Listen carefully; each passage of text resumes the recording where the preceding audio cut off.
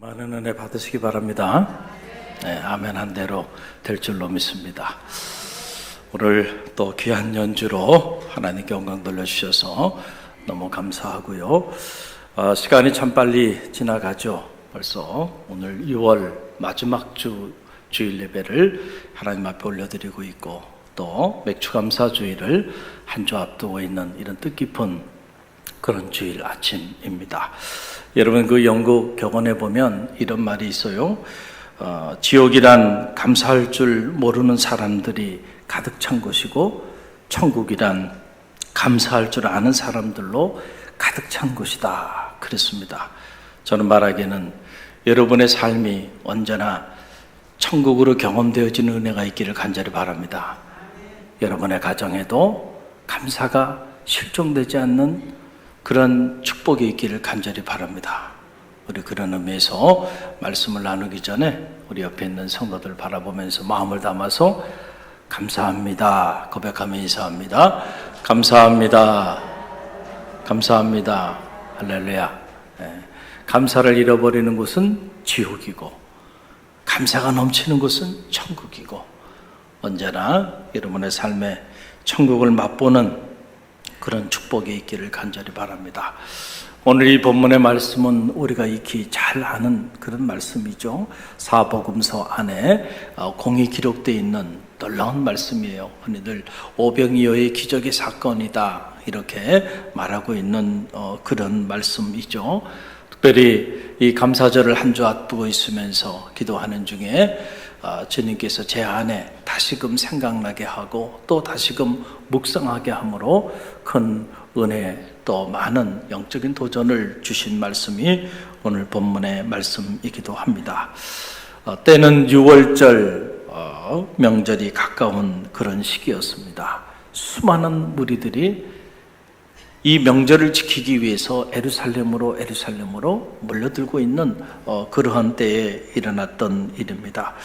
그들 중에는 수많은 그 병자들이 그들 중에 있었던 것을 보게 됩니다. 주님께서는 그들을 바라보시고 긍휼히 여기시고 그들의 질병을 치유하여 주셨다.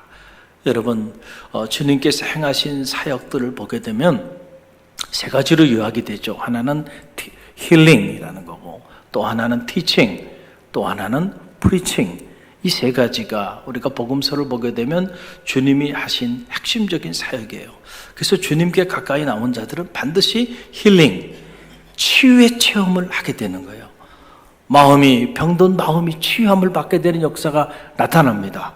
할렐루야. 육체의 질병도 치유함을 받습니다. 그리고 영혼의 질병도 치유함을 받는 이런 전인적인 힐링의 역사가 나타나게 되는 거예요. 오늘도 주님께 나와 믿음으로 기도하며 간구하며 나가는 자들에게는 이런 치유의 역사들이 나타나고 있어요. 저 자신도 이런 치유의 역사를 체험하고 싶대에 주님께 저의 인생을 바치기를 소원하고 치유기를 걸어가게 된 거죠. 우리의 마음도 치유함을 받고 우리의 육체도 치유함을 받고, 그리고 우리의 영혼도 치유함을 받게 되는 줄 믿으시길 바랍니다. 그런데 주님께서 치유하여 주실 때 언제나 하나의 근거를 가지고 치유하셨죠. 바로 그것은 우리 믿음이에요. 정말 내가 낳고자 하느냐? 라고 하는 거죠. 내 믿음대로 될지어다. 주님의 옷자락만 만져도 치유함을 받을 수 있을 것이라고 하는 그 간절한 믿음, 그 절대 믿음, 그 믿음이 있는 자들은 오늘도 말씀을 듣는 중에 육체가 치유함을 받는 역사가 나타나게 될 줄로 믿습니다. 중요한 건 믿음이에요. 당시 얼마나 많은 무리들이 주님 곁에 있었나요? 얼마나 많은 무리들이 주님의 음성을 듣고 주님의 기사와 이적을 직접 눈으로 목격했나요? 그러나 그들 모두가 이 치유의 역사를 체험한 건 아니에요. 극히 일부분. 왜 그랬을까? 그냥 주님 곁에 있고 주님과 함께 있고 주님 말씀을 들으면 다 치유 역사들이 일어나야 될 텐데 그렇지 않았어요. 믿음이 있는 사람들은 치유 역사를 체험했다는 거예요. 오늘도 저는 여러분에게 이 주님에 대한 믿음이 불릴 듯 일어나길 바랍니다. 그래서 여러분의 마음의 병도 치유함을 받고 육체의 질병도 치유함을 받고 여러분의 영혼도 치유함을 받는 역사가 나타나기를 간절히 바랍니다. 이렇게 수많은 병자들이 막 치유함을 받기 시작했어요. 그랬더니 질병이 치유함을 받은 자들, 그리고 그들 곁에서 그 놀라운 역사를 체험했던 그 수많은 무리들이 주님을 쫓기 시작합니다. 다른 복음서에 보게 되면 그들이 빈들에까지 주님을 쫓아나왔어요. 그래서 주님께서 그 빈들에서 해가 저물 때까지 그들에게 말씀을 가르치셨다. 그러니까 주님은 힐링 하시고 그리고 티칭, 하나님의 말씀을 또한 가르치셨다라고 하는 사실을 알게 돼요. 자, 그런데 해가 저물어 가고 그 모였던 무리들은 너무너무 많은 거예요. 그러니까 마태복음에 보게 되면, 마태복음의 기록에 보면 이런 기록이 나와요. 제자들이 주님께 문제제기를 하는 거예요. 주님, 여기는 지금 빈들이고 지금 사람들이 너무 많은데 지금 계속 이렇게 말씀을 가르치고만 계시면은 이들이 다 굶어야 하는 상황입니다. 그러니까 빨리 이들을 각각 동리로 다 내보내서 각자 자기 일용할 양식을 해결할 수 있도록 조치를 취하지 않으면 안 됩니다. 라고 이렇게 문제제기를 하고 있는 걸 보게 돼요. 그런데 여러분, 오늘 본문이 기록되어 있는 요한복음을 보게 되면 조금 다른 관점에서 기록하고 있는데, 보면 주님께서 먼저 제자들을 시험하기 위해서 주님께서 제자들에게 말씀을 건네는 이런 장면이 오늘 요한복음에는 기록되어 있는 걸 보게 돼요. 여러분, 그 내용이 5절로 6절 말씀이죠. 5절로 6절 함께 읽어봅니다. 예수께서 눈을 들어 큰 무리가 자기에게로 오는 것을 보시고 빌립에게 이르시되 우리가 어디서 떡을 사서 이 사람들을 먹이겠느냐 하시니, 이렇게 말씀하시면 친히 어떻게 하실지를 아시고 빌립을 시험하고자 하심이라. 아멘. 자, 빌립을 시험하고자 주님께서 말씀을 전하는 거예요. 이렇게 많은 무리들이 우리 곁에 몰려들고 있는데 어디서 이들을 먹일 떡을 사겠느냐라고 주님께서 빌립이 어떻게 반응하는지를 보고 싶어서 빌립을 시험할 의도를 가지시고 주님께서 빌립에게 그렇게 말씀을 전했어요. 그랬더니 그 얘기를 들었던 빌립이 계산기를 두들기기 시작합니다. 아마도 빌립은 똑똑했던 것 같아요. 참, 그 자리에서 어떻게 계산이 그렇게 척척척척척척척 되는지. 주님, 이 사람들 각각 한 사람 한 사람에게 충분한 떡이 아니고 약간의 떡들을 다 골고루 나눠주려고 한다고 한다면 적어도 200데나리온이나 되는 떡이 부족합니다. 야, 계산이 그냥 딱 되는 거예요. 얼마나 빌립이 똑똑한지 말이죠. 여러분, 당시에 한 데나리온은 쉽게 말씀드리면 노동자가 하루 종일 일해서 벌은 품삯이 한 데나리온이에요. 그러니까 200데나리온이라고 하면 노동자가 200일 동안 열심히 노동을 해서 벌은 금액이에요. 그러니 여러분, 그 돈이 적은 돈이 아니잖아요.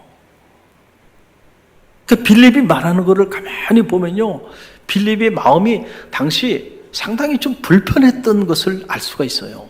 왜냐하면 어디서 이 많은 무리들을 떡을 사서 먹이겠느냐라고 주님은 그렇게 물어봤는데 빌립의 대답은 뭐라고 얘기를 하나요? 200데나리온이나 되는 떡이 부족합니다. 그러잖아요. 그러니까 여러분, 빌립의 초점은 이 부족한 것에 초점이 맞춰져 있어요. 이걸 심리학자들은 결핍의식이라 그래요. 우리가 살면서도요, 특별히 결핍의식 속에 사로잡혀 있는 사람들이 있어요. 그 사람들은 아무리 많은 것이 채워져도 또 상대적 박탈감을 느껴요. 다른 사람하고 또 비교를 하면서 자신에게 없는 것에 초점을 맞춥니다. 그래서 그 결핍의식 속에서 언제나 가난하게 사는 거예요. 언제나 자신은 부족하다고 생각하고 만족하지 못하고 살아가는데, 지금 빌립이 가만히 보니까 아니, 우리가 200데나리온이나 되는 떡이 부족합니다. 이렇게 말을 해요.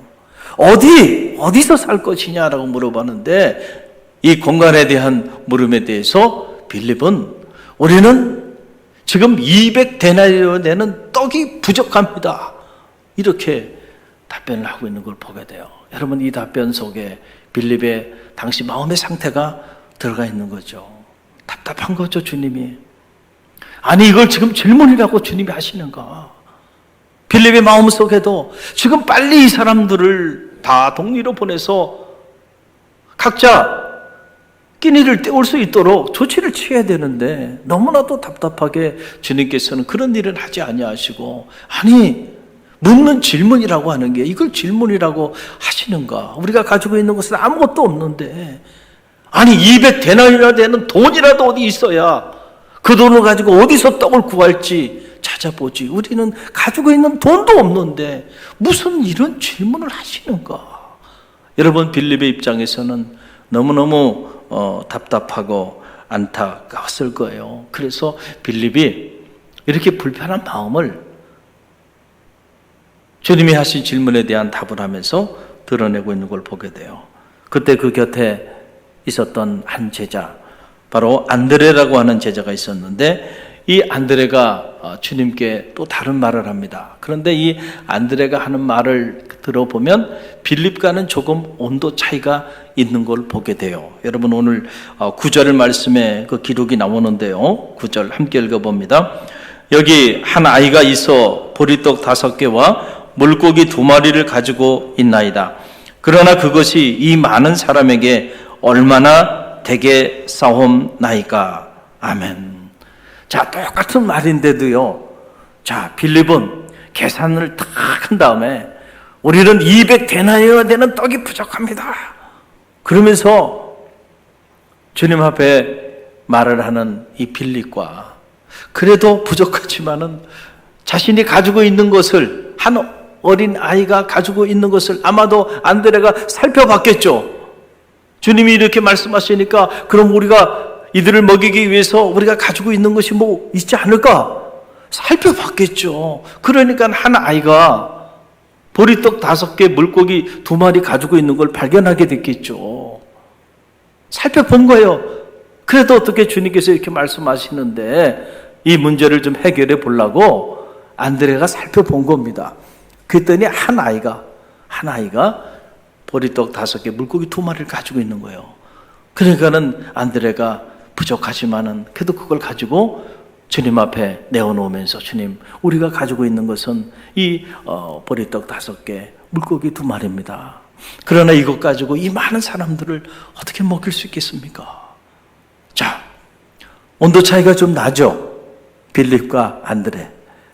그러나 온도 차이가 남에도 불구하고 중요한 건 뭐냐면 빌립이 됐던 안드레가 됐던 그들은 지금 그들이 가지고 있는 것 가지고는 이 문제를 해결할 수 없다고 그렇게 지금 생각하고 있는 것이죠. 여러분, 이런 제자들의 모습을 주님이 바라보시면서 마태복음에 보게 되면 주님께서 그 보리떡 5개, 물고기 2마리를 내게 가지고 오라고 이렇게 말씀하세요. 그리고는 그 수많은 무리들을 마을로 동네로 빨리 흩어져 보낼 줄 알았더니 오히려 그 잔디에 다 앉히려는 거예요.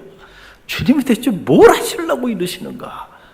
아마 그때 당시에도 제자들 입장에서는 주님이 행하시는 이 일이 이해가 되지 않았을 거예요.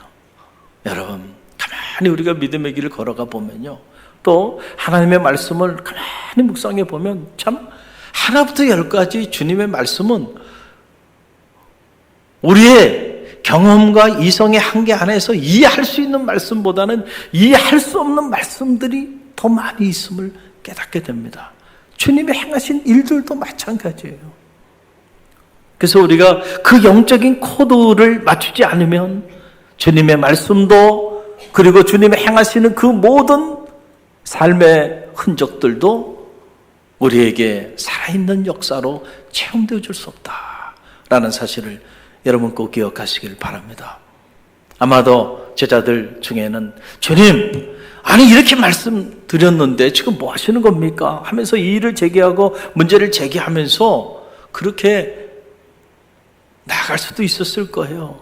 그러나 그래도 제자들이 주님 말씀에 그 부분은 순종하는 모습을 보면서 그래도 이 제자들이 오늘 우리보다는 더 큰 믿음을 가지고 있구나 이런 생각을 하게 돼요. 그래서 5,000명이 장정만 5,000명이나 되는 사람들을 그 잔디밭에 다 이렇게 앉혔다는 겁니다.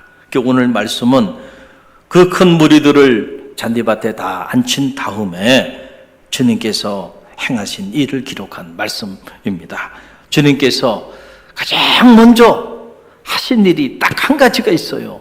여러분, 그게 바로 뭐냐면 감사입니다. 한번 따라해보세요. 감사예요, 감사. 여러분, 오늘 그 기록이 11절에 기록이 되어 있습니다. 11절 우리 함께 읽어봅니다. 예수께서 떡을 가져 축사하신 후에 앉아 있는 자들에게 나눠주시고 물고기도 그렇게 그들의 원대로 주시니라. 아멘. 우리가 이 오병이어의 기적의 사건을 묵상하면서 빼놓는 그 영적인 주제, 바로 그것이 감사예요. 그러나 사실은 이 말씀이 우리에게 주는 가장 핵심적인 메시지는 감사임을 우리는 알아야 한다는 거예요. 여러분 보세요. 주님이 그 보리떡 5개 물고기 2마리 가져오라고 하시고는 그 보리떡 5개 물고기 2마리 위에 그거를 취하신 다음에 축사하셨다는 거예요. 축사. 여기서 이 축사하셨다라고 하는 거, 이것이 뭘까라고 하는 거죠. Bless them. 그들을 보리떡 5개 물고기 2마리 주님께서 이렇게 축복기도 하셨다는 얘기인가? 아니에요. 오늘 보면 축복기도 하신 것이 아니고 감사의 기도를 하나님께서 올리신 거예요. 감사하셨다라고 하는 거예요. 그 영어 성경에는 gave thanks, 감사를 하나님께 올려드렸다라고 하는 그런 말이죠. 유카리스테사스라고 하는 말이에요. 감사하신 이후에라고 하는 말이죠. 그러니까 오병이어의 이 기적의 사건은 그냥 일어난 사건이 아니고요. 바로 주님께서 보리떡 5개 물고기 2마리 현실, 그리고 5,000명이나 되는 수많은 장정들이 자리하고 있고 그것은 빈들이고 해는 저물었어요. 자, 이 상황에서 누구도 감사할 수 있는 상황은 아니에요. 그래서 똑똑했던 제자들, 그리고 나름 상황 판단을 하고 팩트 체크를 잘했던 제자들 문제 제기를 한 겁니다. 이거 가지고 누구를 먹이겠습니까? 오늘 우리에게는 200데나리오나 되는 떡이 필요합니다. 200데나리오나 되는 돈이 필요합니다. 오히려 자신들이 가지고 있지 못한 것들 때문에 불평하고 원망하고 그리고 마음에 불편한 마음들을 그렇게 가지고 있는 상황이죠. 어떻게 보면은 그들이 그런 마음을 가지고 있는 것에 대하여 오늘 우리가 문제 제기를 할 수 있을까요? 아니요. 너무나도 타당한 그런 그들의 문제 제기였고 너무도 타당한 그러한 불편한 마음을 가진 것이죠. 충분히 불평할 수 있어요. 충분히 원망할 수 있어요. 충분히 그들이 놓여 있는 그 현실을 답답하게 생각할 수 있는 그런 상황이에요. 근데 놀라운 사실은 주님은 그 상황에서 그 보리떡 5개 물고기 2마리를 취하시고 감사하셨다는 거예요. Gave thanks. 감사하셨다. 어떤 감사를 하셨을까? 성경에 자세히 기록되어 있지 않으니까 그 축사의 내용을 알 길은 없어요. 그러나 분명한 사실은 주님은 그 제자들과는 다르게 오히려 그 상황 속에서 감사했다는 거예요. 감사했다는 거예요.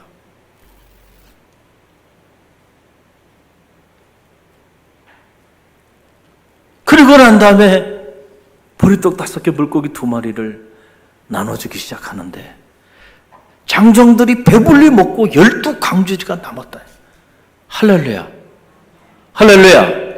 그러면 이 오병이어의 기적의 사건에서 오늘 우리가 놓치지 말아야 되는 가장 강력한 영적인 메시지는 뭡니까? 그것은 바로 감사죠. 주님이 행하신 일은 딱 하나입니다. 감사하셨다는 거예요. 그 현실 속에서. 그럴 때에 여러분 이런 오병이어의 놀라운 기적의 역사가 나타나게 되었다라고 하는 그런 사실입니다. 여러분, 오늘 우리가 이 제자들과 같은 상황에 처해 있다고 한다면 우리도 제자들과 다르게 그 상황 속에서도 주님처럼 감사할 수 있었을까요?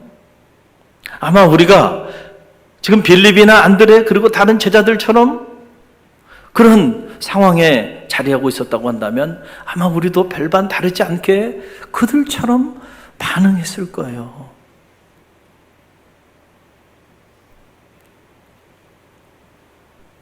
주님이 보신 거예요.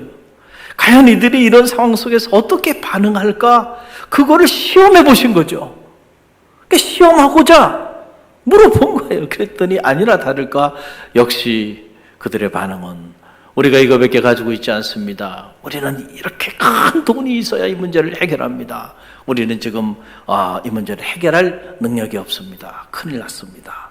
빨리 어떤 조치를 취해야 됩니다. 라고 하는 그런 결론이에요. 그래서 빌립과 안드레 그리고 함께 있었던 제자들 다른 복음서에 보게 되면 그들 모두 주님의 시험에 통과하지 못했어요. 여러분, 우리가 인생을 살면서 팩트를 체크하며 사는 일은 참 귀한 일이죠. 팩트가 뭐냐? 이제 세상 사람들도 온통 팩트 체크를 해요. 팩트가 뭡니까? 팩트를 말하세요. 온통 들려오는 소리들이 팩트에 관한 이야기들이에요. 그러나 언제나 하나님의 역사는 팩트를 넘어서 역사한다는 사실을 꼭 기억하시길 바랍니다. 팩트만 체크하고 있으면은요, 날마다 빌립이나 안드레 그리고 그와 함께한 제자들과 같은 그런 상황에 머물러 있을 수밖에 없어요. 팩트만 체크하면 불평하고 원망하고 그리고 환경을 탓하고 감당할 수 없는 결핍의식 속에서 날마다 본인들이 더 가지지 못한 것에 대한 안타까워하면서 그렇게 살아갈 수밖에 없을 거예요. 그러나 하나님의 역사는 언제나 팩트를 넘어서 역사한다는 사실을 꼭 기억하시길 바랍니다.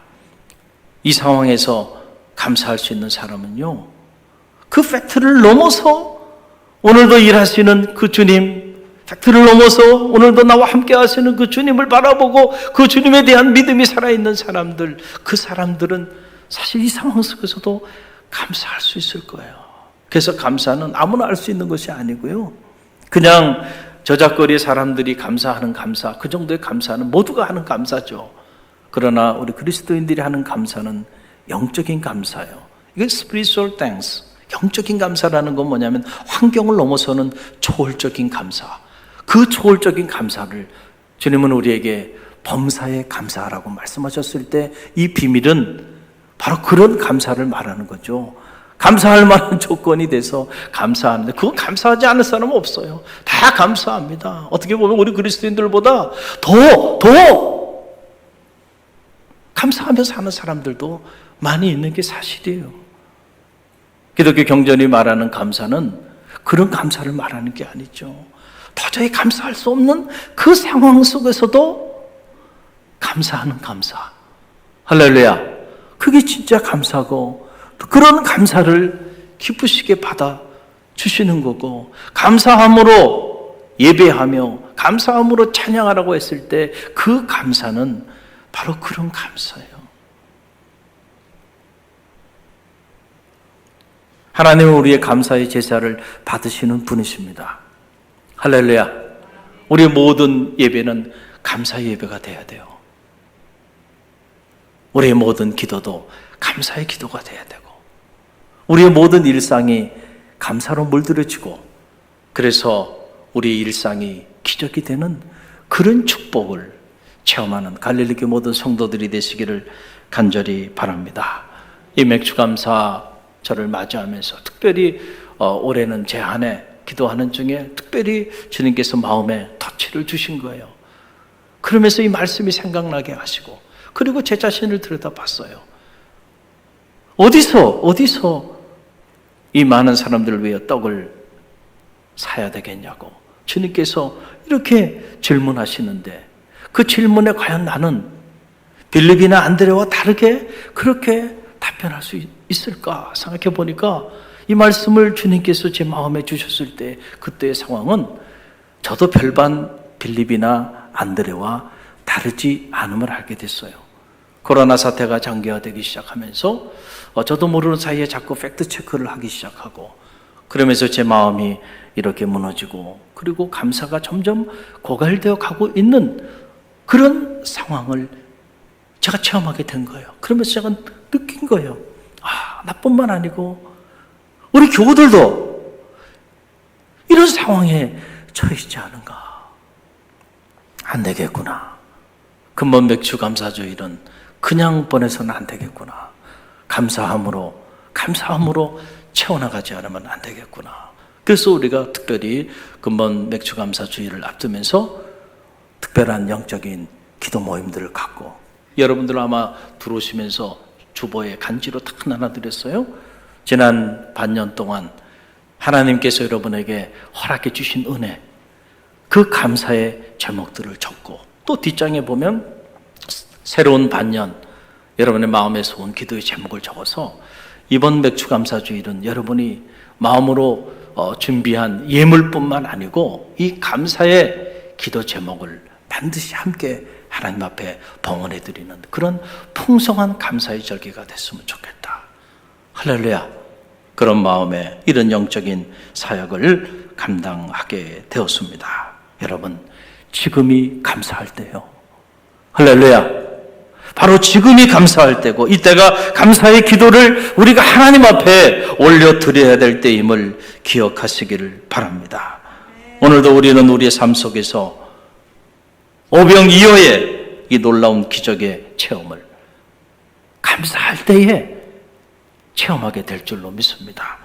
감사하는 기적을 만든다는 사실을 여러분 꼭 기억하시기를 바랍니다. 지난주 수요일 새벽이었어요. 우리 교구장님들 조찬 모임을 이렇게 갖게 되었는데, 교구장 조찬 모임을 새벽 예배 후에 6시에 이렇게 갖게 됐어요. 그래서 회의 전에 잠시 자연스럽게 이렇게 대화를 나눌 수 있는 그런 시간들이 있었습니다. 보니까 자연스럽게 누가 먼저라고 말할 것도 없이 대화가 이렇게 흐르는데, 보니까 다 이렇게 감사의 고백들을 하는 모습들을 보면서 참 제 마음에 감사한 마음이 있었습니다. 지난 월요일 새벽에 새벽 기도에 오시다가 어느 교구장님 중에 한 분이 그만 교통사고가 났어요. 그래가지고 뒤에서 빠르게 차가 달려와서 우리 교구장님 차 옆쪽을 들이받아서, 그래서 그 차가 그만 인도로 올라가고 차는 크게 망가졌어요. 그런데 제가 월요일날 새벽 기도에 나와서 보니까 항상 새벽 제단을 쌓는 분이신데 안 보여요. 그래서 무슨 일인가. 또 바로 안 보인다고 바로 연락하면 또 부담을 가질 수도 있잖아요. 또 피곤해서 못 나올 수도 있을 텐데. 그래서 그 다음날 새벽에 말씀을 전하는데 보니까 또 안 보이세요. 그래서 말씀을 선포하고 단에서 기도를 하는데 자꾸 생각나게 하는 거예요, 마음에. 그럴 때가 있어요. 기도 중에 생각나게 할 때가 있어요. 어느 장로님이 생각나게 할 때도, 권사님이 생각나게 할 때도 있고, 피정 중에도 제가 기도하는 중에 어느 가정이 막 생각날 때가 있어요. 그럴 때 제가 문자를 보내거나 이렇게 연락을 해요. 그래서 이른 새벽이지만 신뢰가 되지만 자꾸 생각나게 해서 제가 기도를 집중할 수가 없는 거예요. 이게 무슨 일이 있는가 보다. 그래서 그냥 그 이른 새벽 시간이지만 문자를 넣었어요. 그랬더니 바로 답이 오는데 보니까 전날 새벽 기도 오다가 교통사고가 났다는 거예요. 전 가슴이 철렁이더라고요. 그리고 그 다음날 이제 교구장 회의를 하는데 오실 수 있겠는가 이렇게 생각을 했는데 오셨어요. 할렐루야.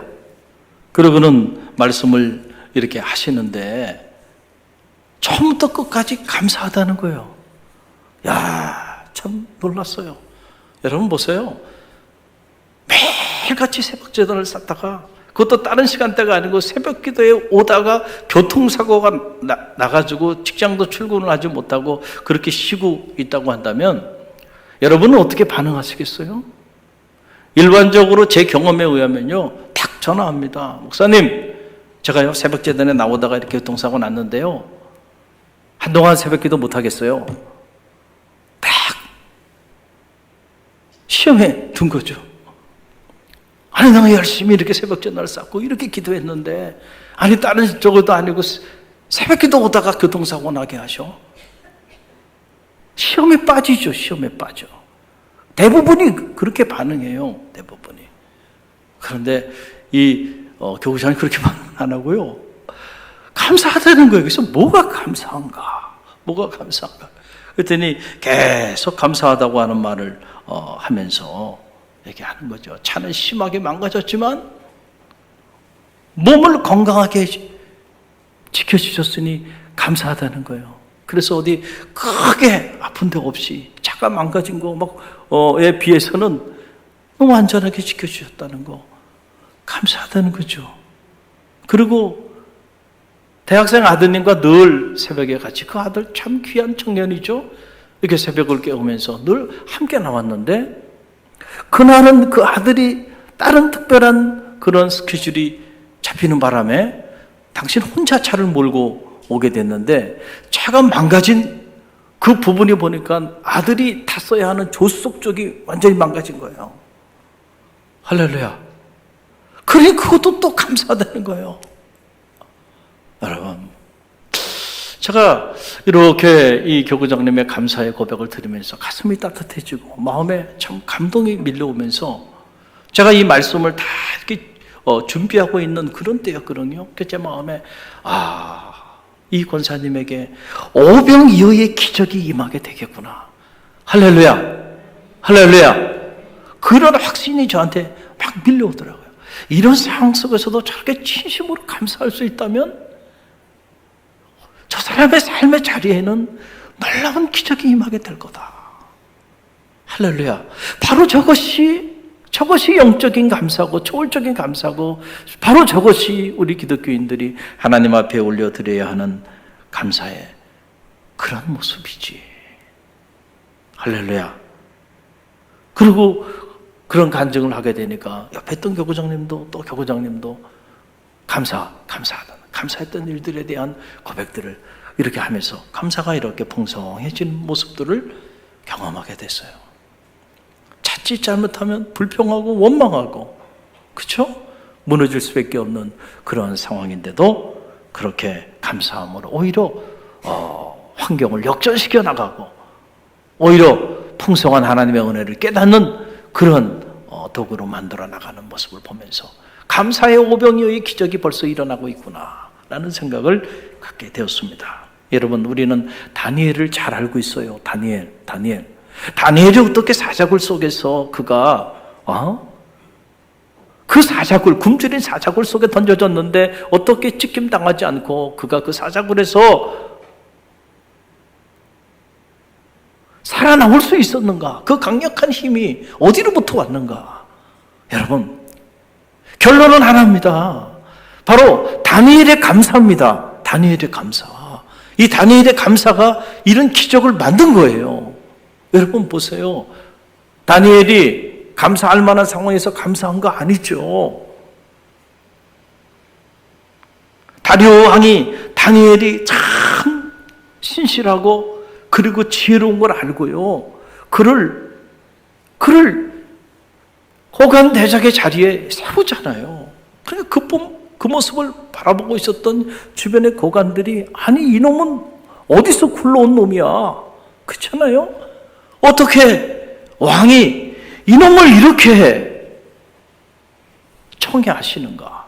그러니까 마음에 시기와 질투가 막 몰려온 거예요. 그래서 그 고관 대작들이 다 하나가 돼가지고 어떻게라도 저 다니엘을 무너뜨리기 위해서, 다니엘 흠집을 내기 위해서, 그래서 다니엘을 뒷조사를 합니다. 그런데 흠집을 낼 건더기가 없는 거예요.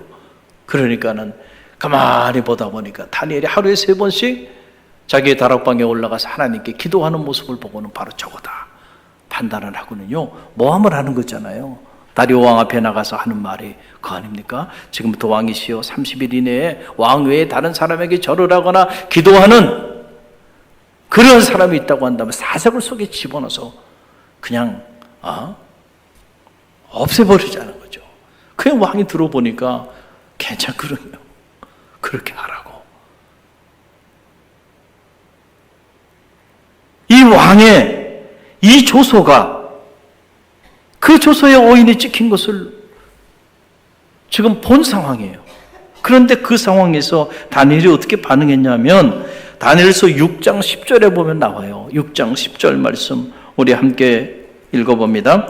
다니엘이 이 조소의 왕의 도장이 찍힌 것을 알고도 자기 집에 돌아가서는 윗방에 올라가 예루살렘으로 향한 창문을 열고 전에 하던 대로 하루 3번씩 무릎을 꿇고 기도하며 그의 하나님께 뭐하였더라? 감사하였더라. 아멘. 여러분, 이게 참 쉬운 일이 아니에요. 다니엘 입장에서 본다고 한다면 참 억울한 일이죠. 아니, 내가 하나님 앞에 하루에 3번씩 늘 기도하며 신실하게 살아왔는데 하나님, 어떻게 나에게 이런 일이 일어납니까? 저 사람들이 좀 나를 모함하고 시기하고 질투하더라도 하나님이 좀 막아주셔야죠. 그리고 다리오 왕에 대해서도 불편한 마음을 가질 수 있을 거예요. 다니엘 입장에서는 다리오 왕을 위해서 진심으로 충성껏 왕을 모셨는데 다리오 왕이 다니엘이 하루에 3번씩 기도하는 기도의 사람이라는 걸 몰랐을까요? 왕에게도 배신을 당한 것 같은 느낌이 들지 않았겠어요? 이제 영락없이 죽게 생긴 거예요. 자기 주변에 있는 모든 사람들이 자기를 죽이기 위해 함정을 파놨고, 그리고 그들의 함정에 왕이 또 승인하고, 그래서 왕이 그 조서에 원인까지 찍은 거예요. 우리가 그 상황이라고 한다면 글쎄요, 감사가 나올까요? 그런데 놀라운 사실이 다니엘이 그것을 알고도 여전히 그가 늘 하던 대로 하루에 3번씩 윗방에 올라가서 예루살렘 성전을 바라보면서 하나님 앞에 기도했는데, 그 기도의 내용을 보니까 뭐예요? 하나님께 감사하였더라. 할렐루야. 그 상황에서 어떤 감사의 기도를 했을지는 몰라요. 성경에 기록이 되어 있지 않으니까. 그러나 분명한 사실은 그 상황에서도 다니엘은 하나님 앞에 감사했다는 거예요. 할렐루야. 그러니까 비록 그 일로 인하여 다니엘이 사자굴 속에 던져지게 되지만 하나님께서 그런 다니엘을 내버려 두지 아니하시고 당신의 천사를 보내셔서 사자들의 입을 봉인하시고 오히려 다니엘을 죽이기 위하여 파는 그 웅덩이에 그들을 죽이기 위해 모함했던 사람들이 들어가게 되는 전화위복의 기적의 역사가 나타나게 되고, 다리오 왕은 그런 다니엘의 모습을 보고 그를 더 존귀히 여겨 그의 하나님 여호와를 경외하게 되는 이런 기적 같은 일이 나타나게 된 거죠. 감사할 수만 있다면, 할렐루야, 우리가 어떤 상황에 처해 있든지 간에 감사할 수만 있다고 한다면 언제나 우리는 오늘도 오병이어의 기적의 사건은 우리의 삶의 자리 가운데 얼마든지 나타날 수 있다는 사실을 여러분 꼭 기억하시길 바랍니다. 어떤 경우에도 우리가 놓치지 말아야 되는 것, 잃어버리지 말아야 되는 것, 그것은 바로 감사입니다. 그래서 범사에 감사하라. 이는 예수 그리스도 안에서 너희를 향한 하나님의 뜻이라 그랬잖아요. 가장 능력 있는 기도는 어떤 기도인가? 그것은 바로 감사의 기도입니다. 감사의 기도를 올려드릴 수만 있다고 한다면 오늘도 우리가 상상하지 못했던, 아무리 사자굴이 우리 앞길을 가로막는다 할지라도 결코 그런 것들이 우리 앞길을 가로막을 수 없음을 꼭 기억하시고요, 감사의 기도가 이 감사절 여러분 가운데 채워지는 은혜가 있기를 간절히 바랍니다. 디모데전서 4장 4절에 보게 되면 이런 말씀이 있어요. 우리 함께 읽어봅니다. 하나님께서 지으신 모든 것이 선함에 감사함으로 받으면 버릴 것이 없나니. 할렐루야. 우리가 감사함으로 받으면 버릴 것이 없어요. 악도 선용하시는 하나님, 어둠조차도 선용하셔서 당신의 역사를 이루신 하나님, 어떤 상황에 있든지 간에, 어떤 고난에 있든지 간에, 어떤 역경 가운데 처해 있든지 간에 우리가 감사함으로 받으면 하나님의 위대한 역사들이 나타나게 될 줄로 믿습니다. 한 해 반년이 지나고 이제 새로운 반년이 시작되는 감사의 절기, 맥주감사절기를 우리가 한 주 앞두고 있습니다. 특별히 갈릴리 교회는 성소에서 드리는 5일간의 릴레이 중보기도회로 이렇게 또 나아가고 있고, 교회학교는 교회학교대로 6월부터 7월까지 중보기도로 다음 세대 생명사역을 위하여 기도하며 나갑니다. 우리가 다음 세대 생명사역을 위하여 기도하는 일도 감사함으로 기도합시다. 할렐루야. 자녀를 주셨으니 감사하잖아요. 다음 세대를 주셨으니 감사하고, 그들을 위하여 하나님께서 놀라운 일을 행하실 미래를 생각하면서 감사함으로 기도하세요. 기사 아무것도 염려하지 말고 오직 모든 일에 기도와 간구로 너희 구할 것을 감사함으로 하나님께 아뢰라 그랬잖아요. 그래야만 너희 마음과 생각을 지키시리라 그랬잖아요. 감사의 기도가 채워지는 한 주간이 되시기를 간절히 바랍니다. 그럴 때에 감사가 우리의 일상이 되고 기적이 우리의 상식이 되는 그런 축복이 우리 갈릴리교 모든 성도들 가운데 가득 흘러 넘치는 은혜 있기를 주님의 이름으로 간절히 축원드립니다.